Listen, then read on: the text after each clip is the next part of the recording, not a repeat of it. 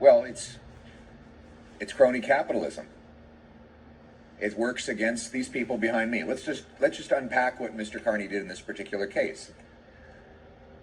He used his political power to convince the British government to require more expensive jet fuel for air travel.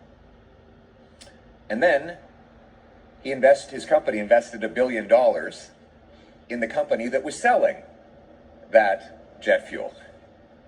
So if, God forbid, a family like the people behind me here want to take their kids on a vacation somewhere, they have to pay higher airplane ticket prices to fund this more expensive jet fuel so that Mark Carney's $1 billion investment can pay off. Mr. Carney is not a businessman.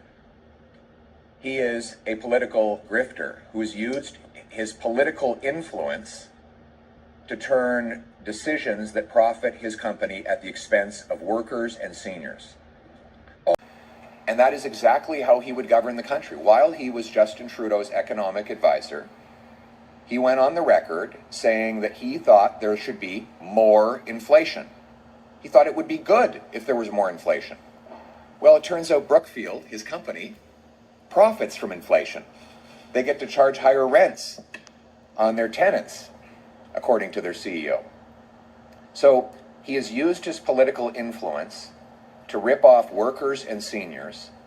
And now, with all the political power of a prime minister, he continues to be invested in the same company, Brookfield, the same company that benefits by raising inflation, by raising energy prices, and by ripping off workers and seniors. Mm-hmm. Today's announcement is another example of that. How would Mark Carney ever be trusted to make our tax system fair when he's invested in a company that has billions of dollars of cash stashed away in an overseas tax haven?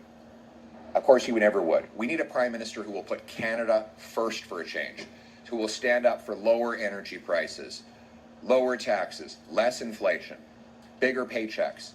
I've been spending my entire adult life fighting for the people who are here behind me today, fighting for their paychecks, for their quality of life, for their future, to bring home Canada's promise. Thank you. Mark Carney has been getting rich by making the working class poor. Wow. We need a prime minister who will do exactly the opposite. And that's why we need a new conservative government for a change.